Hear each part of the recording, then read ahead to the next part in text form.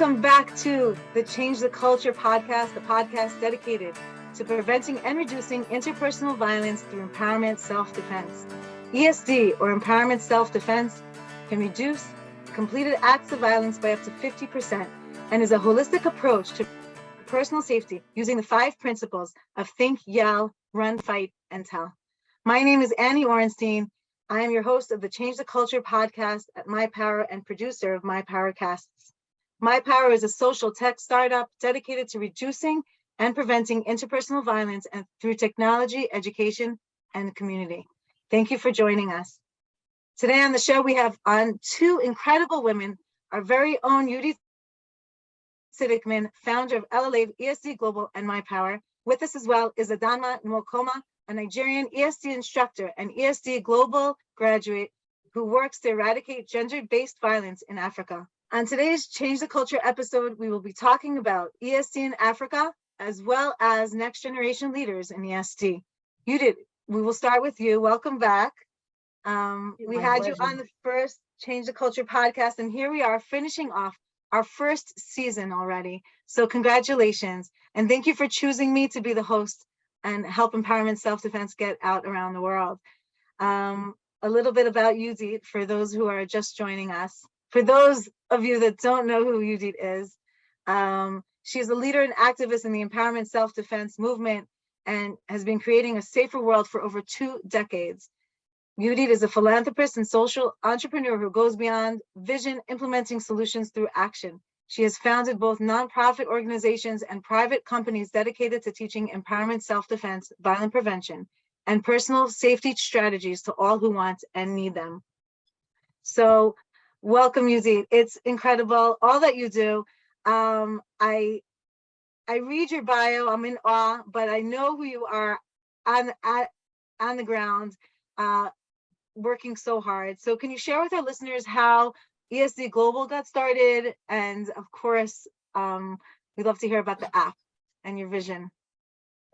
So first of all, it's my honor to be here and my pleasure. And I'm glad that you have taken upon yourself to make sure to get our stories out there.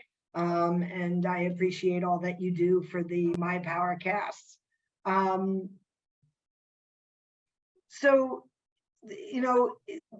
We who've worked in empowerment self-defense over the last decades know how life-changing it is. We know how important it is. A bunch of years ago, the summer of 2017, many of us, a group of 15, got together. I actually invited them to join me to talk about the struggles. We were all doing the work, eyes down, teaching, moving forward, and not feeling like it was growing in the way it should. And that, maybe there was, if we sat down together and said, well, what are the issues? Could we come up with a way to start supersizing empowerment self-defense around the world? So my work with El Halev, because of the laws in Israel, we had to put together a teacher training program because you have to be certified in Israel. That's not required in many countries around the world. There is no official need for a certification.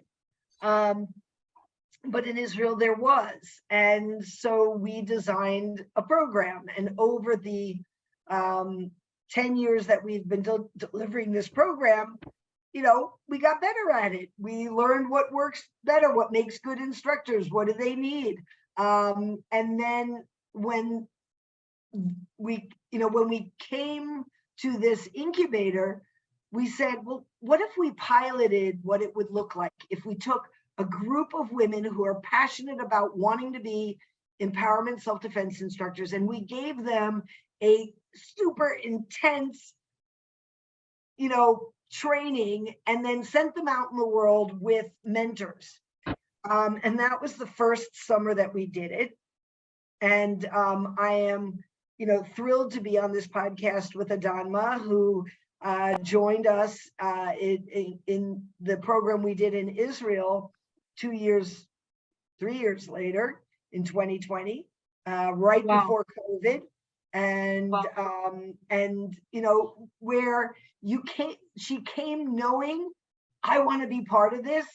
And then that week intensive gave her the skills to start doing it and to start asking a zillion questions. So, we're thrilled that LLEV got to put together a process.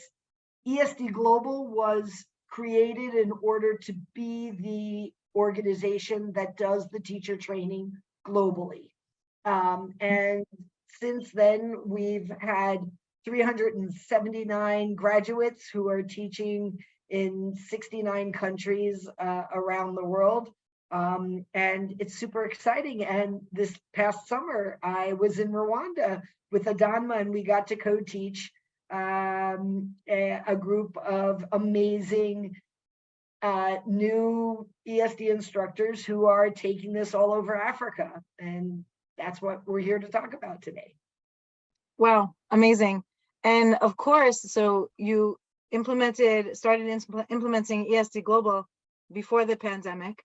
And here comes the pandemic, 2 years, and violence, interpersonal violence, unfortunately skyrockets and becomes another pandemic on top of COVID.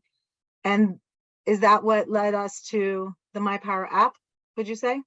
Yeah, so, right after everybody got sent home to COVID, none of us in the field were surprised about the rise in domestic abuse. Mm-hmm.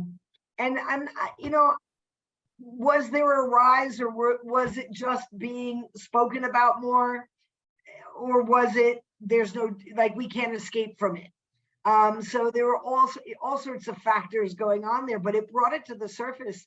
And ESD professionals started going out and saying, well, what can we do? If we can't bring them to classes, how do we get people the skills that they need to be as safe as they possibly can be? And LLEV participated in a hackathon through the Michal Sela Forum. Michal Sela was a young woman who was brutally murdered by her husband. She was a social worker, and her sister, in her memory, put together a hackathon and said, hey, wait a minute, Israel can solve all these problems with technology, and we can't solve the problem of violence against women. I want to bring together the greatest minds and see what we can do. And from that hackathon process, we were able to envision what an app might look like. Because I never want a woman to feel like this is going to be her savior. Right. Like, I want this to be what calls the police and gets somebody to come save you, your knight in shining armor, come, because unless I yell ninja and one pops out and fights the battle for me, this isn't really very useful. But what we could do, what we realized we could do, is we could make an Adanma really teeny tiny and put her inside the phone so that she can keep teaching women. And Absolutely. So that's really what the app's about, how to make user their own instructor.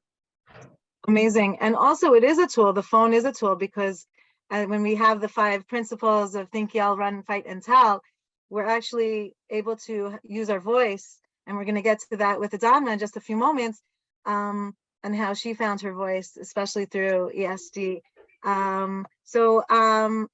Again, Yudit, thank you so much for giving me this opportunity to, over the last 6 months only, we've reached out to women around the world on the front lines of ESD. And here we are with Adanma Nwokoma in Africa. Adanma has over 18 years work experience in broadcasting, running advocacy programs for women and children, justice sector reforms and health, while also volunteering her services with local NGOs. She is also a state gold as well as national silver karate medalist. And in 2020, she became a women's level 1 empowerment self-defense instructor and has taught ESD both online and in person since then. Adanma holds a BA in English language from University of Nigeria, Nsukka, as well as an an MA in Media Arts from the University of Abuja. So Yudit, since you know Adanma more than I, please tell us a little bit about her in your own words, where and when you met. And I know that there's a congratulations in order right here. Absolutely. So Adanma and I actually met because of somebody that was connected to somebody who got us on a phone call together. And I'm pretty sure it was love at first sight. We just immediately connected. And it was like, yeah, I want to, yeah. And we were both, it was wonderful. And I am proud to congratulate Adanma on becoming a credentialed ESD professional through the Association of ESD Professionals that is based in the United States. Because it's time for us to professionalize. And I'm a big believer in the importance of a credentialing process. The association, just 2 sentences on the association. The goal is there are many people who teach things that are really, really aligned and have learned from different places. But if there isn't a single system of credentialing, we don't know if we're speaking the same language, if we're teaching the same stuff. And the association is about helping people understand that if I hire someone who has that credential, I know that they're trauma informed. I know that it's based on feminist theory. I know that they know the physical skills that are important. They know how to hold the container for a student, and that we agree on a basic understanding of how this is. Plus, we also agree on a code of ethics, and that's super important. And I'm thrilled that she got through the process, and not that I had any doubt in my mind, because she is one of our graduate superstars. That's amazing. Wonderful. Wow, thank you. Congratulations. It's really wonderful. Thank you. Thank you for setting that up and making that happen with the association, because I know that there are a lot of arms. Sometimes we with such a vision to get out there in the world. Also, it's a lonely process when you're in your country and you're on your own trying to make establish an incredible change on the ground, and you need to have that network of people to really lean on, and the camaraderie that's built with that, along with the credentialing. So that's wonderful. And you can go, our listeners of the Change Your Culture podcast can go back to a few steps to hear more about the association, because we also discussed that as well on a past show. So Adanma, please share with us. Really grateful to have you on, and tell us about how you got involved with ESD and ESD Global, and why ESD is so important to you as a person, as an individual. Okay, I'd like to first start by saying thank you for having me on this program. And also thank you, Yudit, for all the mentoring that you've done. What's there not to love about Yudit? You know, she said it was love at first sight. I think it definitely was love at first sight, because when you find people doing things you would want to do, and not being loud, you know, or arrogant about it, all of that, you definitely would, you know, align to them. Okay, so I'm really grateful. About ESD, I always say ESD found me. You know, I didn't know I was waiting to be found until I got found. Love that. Love that. Yeah. So there I was with 20 years of experience as a martial artist, but not being able to defend myself outside the dojo. And someone calls me up one day to say, hey, you're a martial artist, right? And I say, yes. And the person says, okay, there's this course, I don't know if you're interested in attending, it's on self-defense. And self-defense sounded to me like martial arts. And I went, okay, yeah, I'm interested. But I got to discover that ESD was totally different from martial arts. I mean, it doesn't end at just fighting to win competitions. It's about things you apply in your everyday life. You know, I like the rhyme, ESD is an ESD, essential for every day. You know, so I see the difference communication skills makes. I see the difference empathy makes. I see the difference, what is it, flight skills make, you know, things you don't really think about when you think about martial arts. Okay, martial arts, you could be a martial artist. I even have someone who talked to me just 2 weeks ago and went, and this person came and threw a punch and I dodged it and the person smashed into a cabinet and the cabinet got broken. And then I went, so that was all you did to move? That was good enough, right? But what if the person actually did hit him? Was he going to be able to do something? And he went, no, I was taught not to hit back. Really? Someone hits you and you're taught not to hit back, the person would hit another person tomorrow and expect the person not to hit back, you know. But with ESD, we've learned that you can interrupt violence before it even escalates to that position.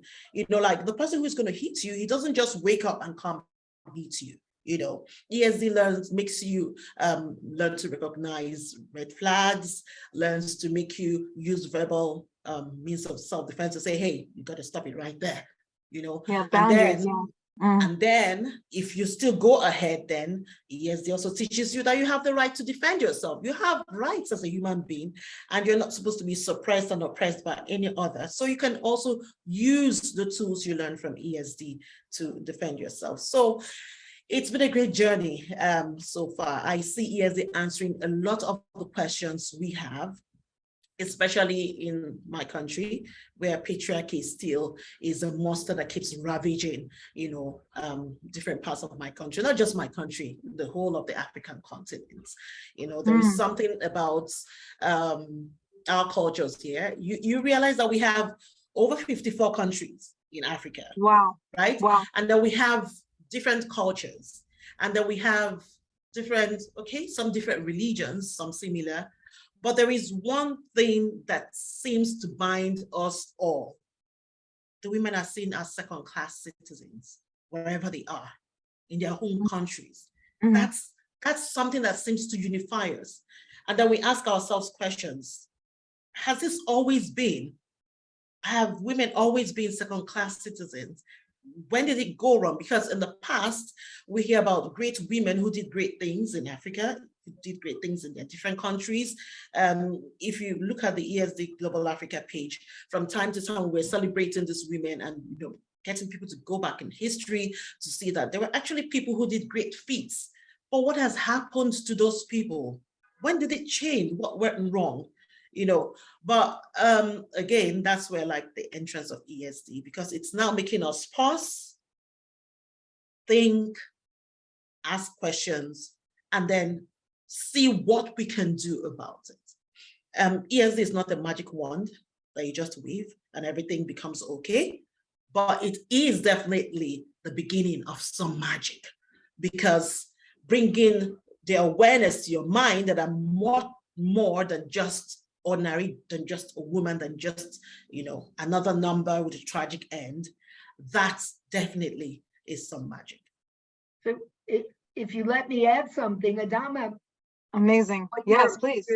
What you're saying, or what I'm hearing, is that as women in Africa, you're using the whoa, whoa, whoa, whoa exercise. Yes. You're saying, whoa, whoa, whoa, whoa. We're not okay with you treating us like this. Whoa, whoa, whoa, whoa. Don't talk to me like that. And that ability to just slow it down and say, wait, I'm not okay with this. And I'm not going to not see it anymore.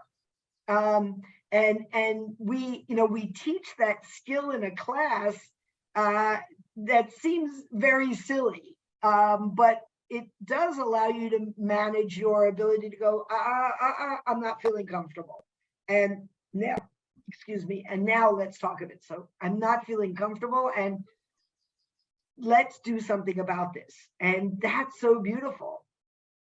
Yes, definitely. Yudit, I'm going to, you know, go back to one of the classes we had together in Rwanda.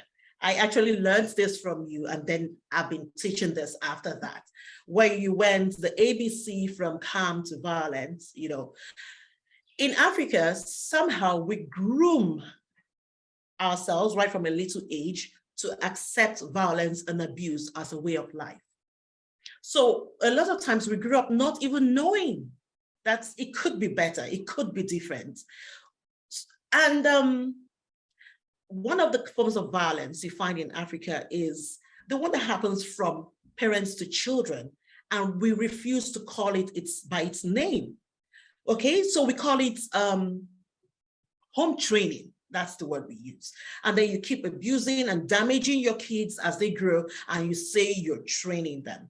Okay, now sometimes I have heard some of my students in class ask me, so how do we be assertive to our elders or our parents without them saying we are rude and all of that?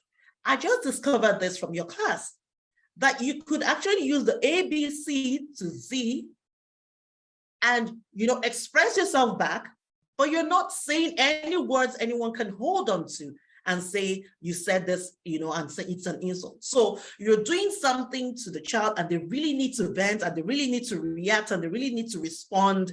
Now we go A, B, C, D, E, F, G, H, I, J, K, L, M, N, O, P. And then you, the person who wants to go, you are rude. What did I say? You said A, B, C, D to me. How does that sound? So now we are giving, it sounds funny, but I actually got to realize that, yes, this is one of the missing links. You can teach them to do that. It gives them a chance to vent, but it doesn't give anybody the right to say, oh, you said these words to me, because all I am saying is A, B, C, D, but I am indeed venting. Okay, so there's a lot of interesting things about ESD, a lot of interesting things about how it helps you discover yourself, bring out your warrior spirit, reach inside, and of course, interrupt violence. So many interesting things. I have something, that's beautiful. And Yudit, I know you have what to add to that. And I'll just jump in for a second, because I'm hearing so much about, we are training ourselves as women and individuals around the world to strengthen ourselves, to strengthen our core. And but if we toughen up too much, we're kind of telling ourselves to desensitize ourselves to the outside world. Now, here the language is to really listen and to communicate and to be sensitive to a nuance in the language when people are talking to us, and to really listen to them and hear their language and to communicate back how that makes us feel, and to have the conversation and to express a boundary. And it doesn't matter what's being said. Sometimes it's how things are being said to us, and it goes on. Even myself and my children, they'll say things to me and I won't pick up on the nuance of like that they're draining. I might be drained. And if I just listen to that nuance and I actually say, hey guys, this is the way in which you're communicating to me, is I have to express a boundary. That's not okay to communicate to me as a parent in that way. And I'll no matter what they're saying, blah, blah, blah, blah, blah. So no matter what they have to say, it has to be done. We want to impart to them that it should be said. We want to hear what they have to say. It should be said in a respectful way. Now, Yuzi, what did you want to add? I'm sorry too. So this is one of the beautiful, magical things about ESD and how we work with it, because the way Adanma just explained that game is not how it was taught. Yes. And that's totally awesome, because what she said was, oh, wow, I got this new tool that I never thought about doing, and I'm going to use it in a way that makes sense for me and how I'm teaching and what I need in the teaching. And so the original game was, say ABC is getting angrier and angrier because we need people to be the attacker so that you can practice being the defender. But not everybody wants to be the attacker. I said, okay, so don't say words, just say the alphabet.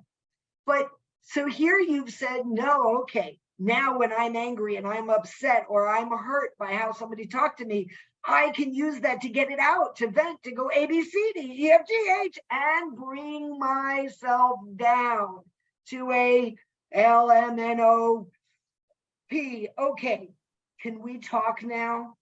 Yes. And that's a beautiful variation on the game that we used in Rwanda, and that's the magic behind how we, how this is growing.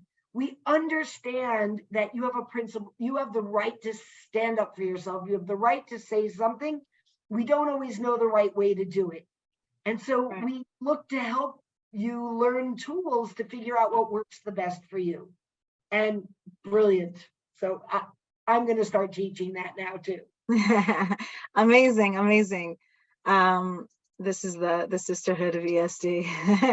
And so Adanma, can you just share with us an example of how your cultures are different, let's say in Rwanda versus Nigeria? Okay, so there are lots of beautiful things about our culture, right? So much beautiful things about our different cultures. But there are also, yeah, but there are also things we do not want, and we wonder how come they are part of our culture. Like I got to learn from one of the participants in the Rwanda program that in her country, Zimbabwe, which happens to be in the southern part of Africa, that if a man gets married to one of your sisters, he has automatically gotten married to all of you. Like maybe there are 3 siblings, right? And all females, okay, women. Wow.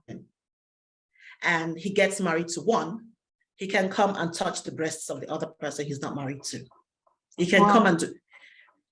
And I went, excuse me, you mean in the olden days? And then she went, no, it is a culture, it is a practice that happens even now. Like, seriously? My body belongs to me, doesn't belong to my sister's husband. You don't have rights to my, in fact, the person who is married to you, her body belongs to her. But you're not just, extending that to your wife, you're extending that to the wife's sisters. And everyone expects that you accept that. If something happens and the woman dies, automatically he picks one of the other sisters to replace her. Like, hello, there is no question of whether you want him, whether you like him, whether, it's crazy. It's crazy. But we also have parts of, our continents, like in my country, there's a part where my own culture, not just a part, you don't get to inherit any property if you're a woman and your parents die and they leave property. It has to go to the male children. And if there are no male children, it goes to the male relatives of the man. Excuse me, you have kids. Like sometimes you see a man would die and then his brothers and his family members come in and seize up everything that belongs to the family, and the wife and the children get to suffer and all of that. We also have people who have cultures where a female, let's say a woman, you're not supposed to speak directly face to face with a man. If you must speak in his presence, you have to lower your face and then speak in low tones. Okay, now this particular culture is also, should I say, wrapped up to in religion, of the. So there are lots of different things, female genital mutilation. Why? Why do you have to circumcise the female child, the girl child? Why? And they bring up all sorts of reasons which are scientifically not true why they want to circumcise the girl child. Wow. And nobody cares to know if there are adverse effects and all of that. So there are things we fight every day. Wow. Okay, talk about even holding leadership positions. Like, this has also seeped into government. If the woman's place is in the kitchen, it's in the bedroom, and nowhere else. So, although there are so many lovely things about my culture, there are still so many things we don't want. And I'll just also, I'm sure there are incredible things about your beautiful culture in Africa and all the different cultures that of all the countries have to bring. And when the women come to learn ESD in Africa. So what do you, and men that to join the courses. So I mean, give us a light. That must be the most if anybody asks why I do what I do, right? You're standing there and you are bringing light into these people's lives and hope. So share with us. Let me say this, that for every time I announce an ESD course, I see, let's say 8%, 80% of men wanting to come learn, and 1% or 10% of women, and then some who are not sure if they need it or don't need it. Because the men, number one, they feel it is okay for the man to go outside to learn and all that. Like, it is not okay for a girl to go outside and be going, hey, huh, hey, huh, you know, and a lot of, you know, so self-defense is not seen as a feminine thing, right? But I like it that a lot of things are changing now, because a lot of things are digitized. Like last year, where you had the International Day of the Girl Child as a digital generation, our generation, one of the things I said, you know, that was, hey, even if you're not allowed to go out and learn ESD is online now. You can learn online. You can, you know, log on to courses. You can, it can reach you wherever you are. So you really don't have that much of an excuse that, oh, I can't go out to attend physical classes. We have had people testify that the online classes are equally as good as the in-person classes, right? But we also know that there is a lot of socialization, or should I say desocialization, that needs to be done. Because even in people's mindsets, they still somehow feel, oh, I should do other things. I should rather use my data to learn makeup, you know, or something. I remember I'm announcing for one of those free courses in my children's school group. And a woman answered to say, I'm supposed to be teaching my daughter how to be a good wife and mother when she grows up, and you want me to teach her ESD. Woof. Like, that was a big blow. Like, yeah, in 2021, you're saying this? That was last year. Excuse me? Now, all you know is you've sent your child out to go to school. She's in a boarding school and all of that. You do not know what she faces every day you're not with her. Right, right. She might face bullies. She might face people who want to, you know, and you think that ESD would make her a bad wife? How does she interrupt violence before it happens to her? How does she stand up for herself? How does she speak out? If the person is getting physical with her, how does she fight the person off? Wow. So when you look at it, a lot of the work actually needs to be done on the middle-aged women, because they are the ones who are the mothers to these girls now. The older women seem to understand the need for ESD more than a lot of the middle, you know, aged women. And then the younger generation seem to understand the need for ESD. Yeah, so when I say, okay, sometimes when some people bring their kids and they want to learn ESD, I try to encourage them. Would you want to sit down and watch us, stay for 1 hour, find out what we do here? And sometimes you say, oh, no, I have to go. But sometimes you see some of them say, oh, yes, sure. And then I realized that some people actually start discovering who their kids are when they get to watch. And I go, hey, mom, just sit, just watch. You're not part of the class, but just sit. And they get to listen to our interactions, and they get to go, really? What? Wow. You know, so I don't know if I should. There is a disconnect. That's the truth. But I like it that ESD is here. And again, it may not be a magic wand that would change everything immediately, but the work is on, Wow. the change is on, and we will get there.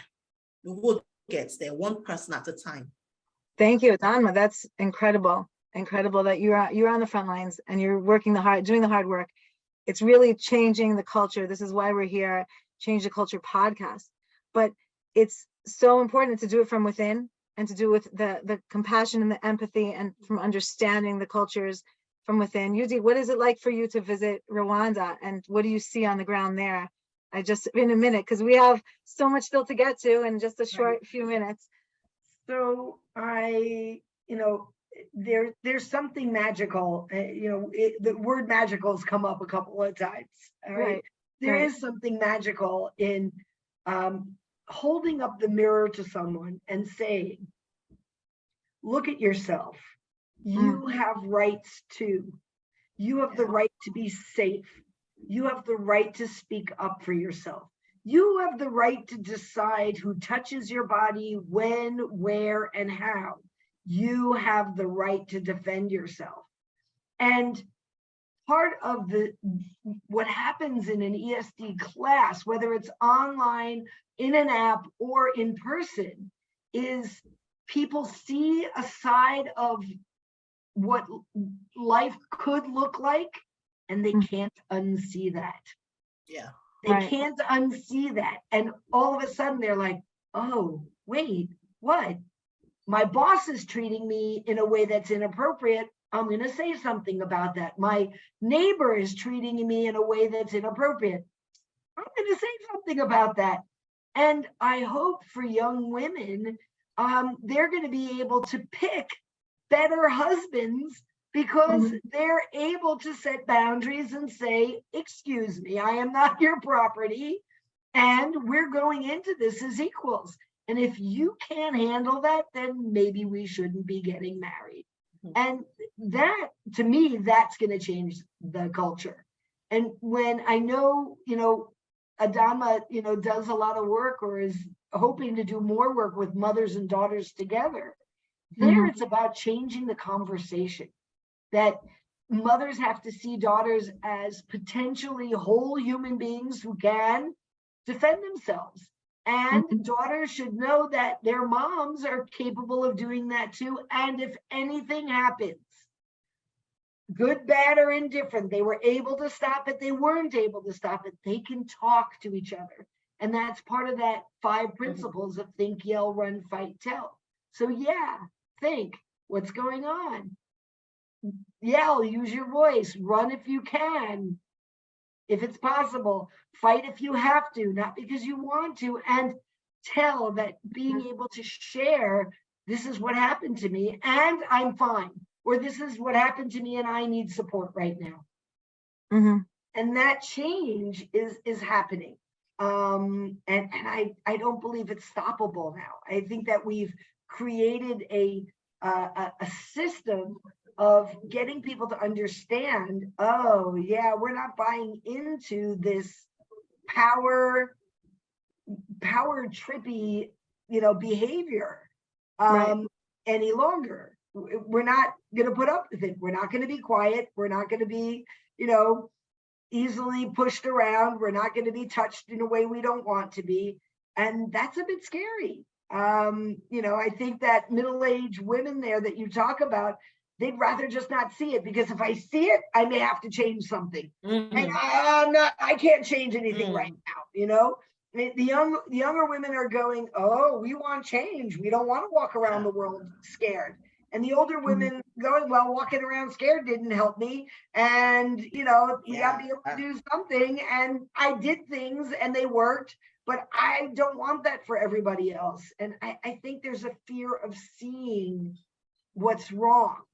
If I see it, I can't unsee it. And we're saying, no, if you see it, you can change it. Those are powerful words, because I really feel and I understand from everyone that I get to meet at MyPwr and LLA and through the podcast, that there's a language. When we learn a language, we can't unlearn a language. We could forget how to speak it. We could forget that we know it, that it's inside of us. but it's a language that becomes a part that stays inside of us. And once you learn it and you know it. And if I can just share a quick anecdote, my son, who's 10, he came back and from school one night, he had to write a homework about how to prevent fighting, and he wrote about the 5 principles, and I was so excited that he's like, let's review them. Could you remind me, what to do? Because as a 10-year-old, there's a lot of that insecurity of what do I do, and they want to jump in and fight, but yet he knows, wait, there's something I can do before fighting. I could actually I could actually step in with a boundary, and that's amazing. And we're talking of obviously protecting ourselves and our communities and our children and our loved ones and everyone around us. So I really, it's really amazing. And Yudit, before we end off and change the culture, I wanted to get to talking with you and Adanma about the need to train the next generation of leaders in ESD. So you mentioned that there are 379 graduates. Yeah, amazing. And there are many who are doing amazing, quiet work that we don't necessarily connect with because they're in their communities doing their thing and they're happy and it's working. And then there are a few superstars.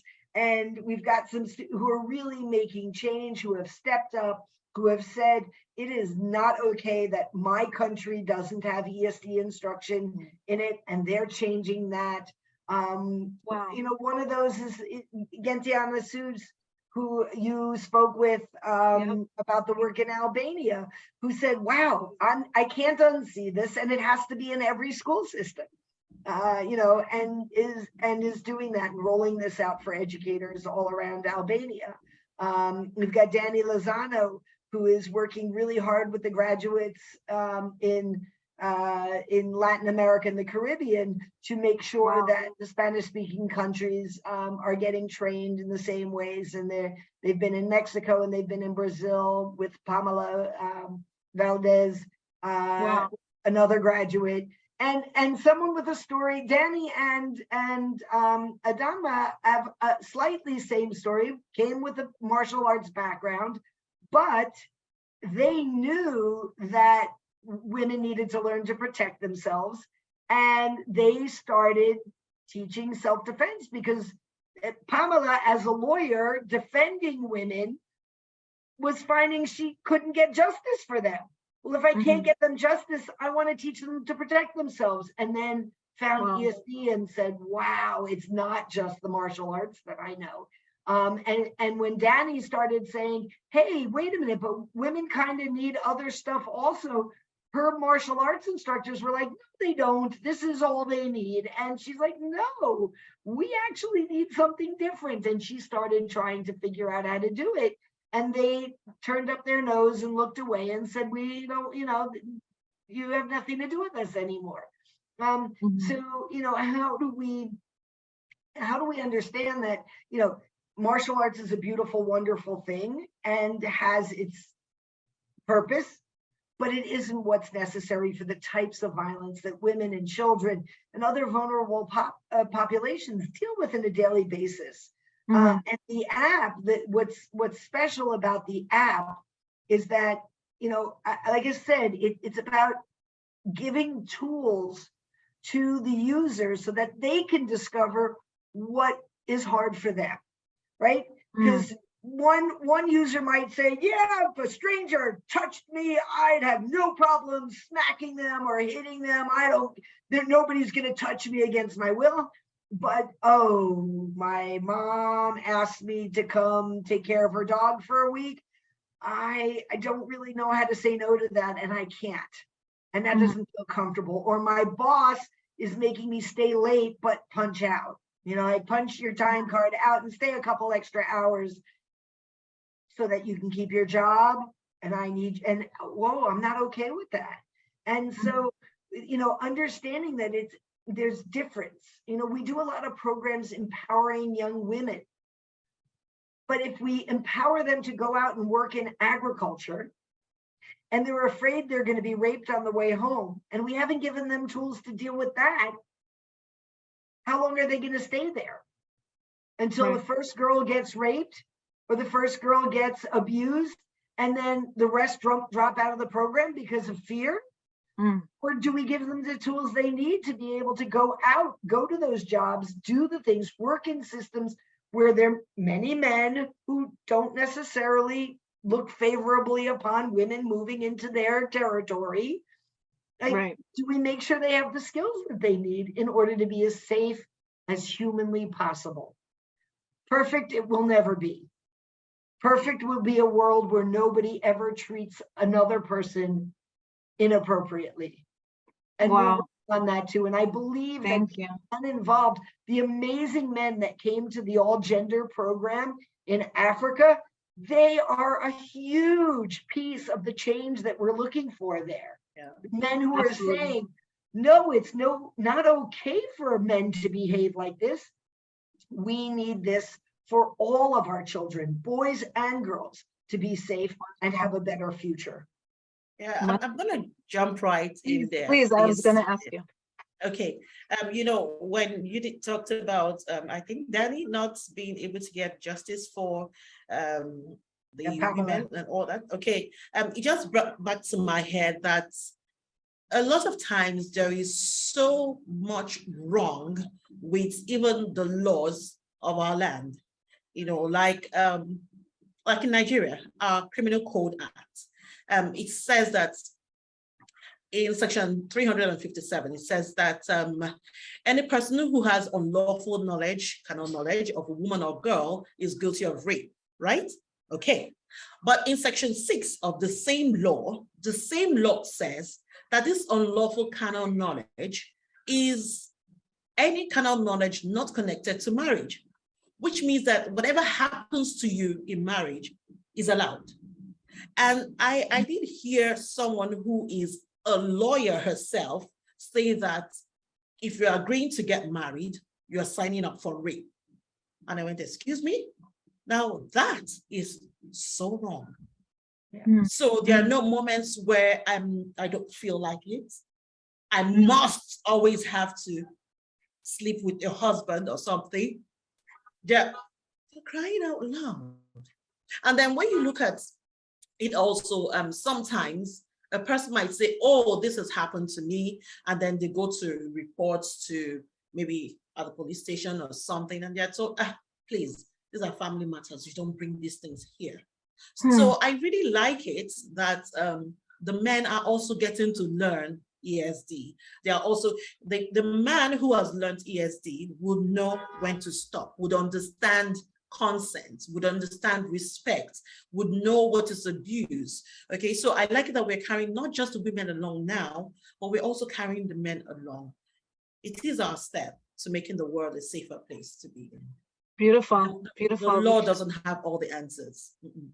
Yeah. Beautiful. And hopefully in the app as well, it will also serve every type of person, that men and women and individuals, that anybody and everybody that breathes and talks and speaks should learn the language of ESD and bring it home. I'd like to just put out there that at the moment, the app is looking for beta testers. And we would be absolutely thrilled for anyone listening to this podcast. Go to the website, www.MyPwr, right over Annie's head there, mypwr.co.il, and you can sign up to be a beta tester. Our hope is the beta will be out before the end of this year. We're very excited about it and very proud of it. But we will only know how good it is once we get feedback from the first 1,000 users. So please consider joining us. Well, absolutely. And also, and thank you for that. And we also want to, we have so much to look forward to. You have the VPEC conference coming up in December. Definitely check out our website, www.mypwr.co.il, and you'll also find there all the other podcasts up there. Adanma, if you have one more thing you'd like to share, anything that you have that's upcoming. I know you mentioned a mother-daughter ESD training. You can share about that. Is it the first time that you've had it? No, it's not. This is going to be the second time I'm having the Wonderful. training. I haven't really fixed the date, but this next one will be in December. Kind of my gift, to wrap up the year. I've had such a year, 2022. So many good, so many bad, so many in-betweens, but so much. So it's going to be part of my gift to wrap up the year for those who live in the same city as I live. Okay, so it's going to be an in-person training. So we'll come 3 days, get to learn ESD, share and bond. Yes, but my final words before we wrap up this would be, we need more women in government. Like, we can say a lot of things we say, but there is more power when it comes from the top. And in Africa, we do not have a lot of women in government. I look at the Africa Barometer reports and I weep, that it seems that the highest representation you have anywhere in government, in Africa for women is 43. And that is, to make it sound really, really high, 43%. Okay. What are the others doing? We have been so groomed to believe that we do not need a place in government. We've been so groomed to believe that our worth has to be just domestic worth. And this is not right. We would have better laws made to protect women if there are women making inputs, in those law and decision making. Wow. We would have better, prosecutions and all of that when there are women at the helm of affairs. So I would like to charge women in Africa. You are worth more than just a piece of domestic experiment. Okay, let us take up powers. See, you may not start with being the president of the country, but start wherever you are. Start with being the assertive woman. Start with affecting the next woman. And before you know it, naturally, the power will come to you. And before, yes, there will be opposition.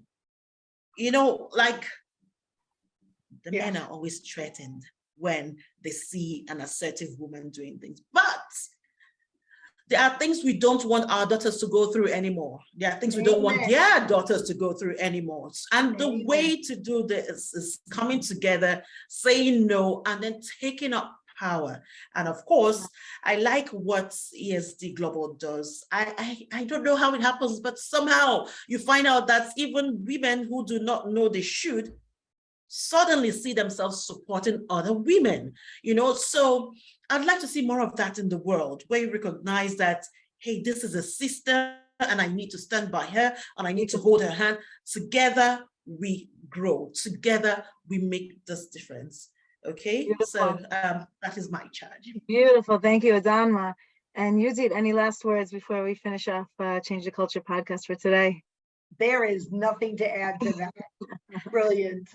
With you 100%. We got this. We've got this. Well, again, thank you to our listeners of the Change the Culture podcast, and of course to our guests, Yudit Sidikman and Adanma Nwokoma from Africa. It's amazing to have you on, and we would love to hear from our listeners of the Change the Culture podcast. So pop over to the Facebook group and share your thoughts, questions, and success stories with us. As I mentioned before, you could catch up on our last podcast on our website. We want you to be part of the conversation and be part of the solution. So stay tuned for the next Change the Culture podcast, season 2, where we will hear from more professionals in the field of ESD around the world. Thank you.